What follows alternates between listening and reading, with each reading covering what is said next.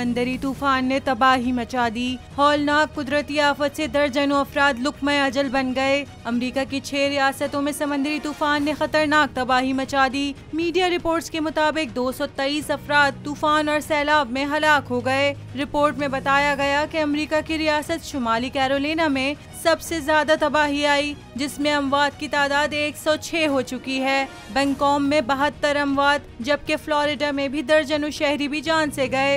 ताहम सैकड़ों अफराद बेघर हो चुके हैं। रिपोर्ट में मजीद बताया गया कि तूफान के बाइस 7 लाख अफराद ताहाल बिजली से महरूम हैं और मुतासिरा इलाकों में पीने का साफ पानी और बुनियादी सहूलियात भी मैसर नहीं हैं, जिसके बाइस सूरत हाल मजीद खराब हो रही है।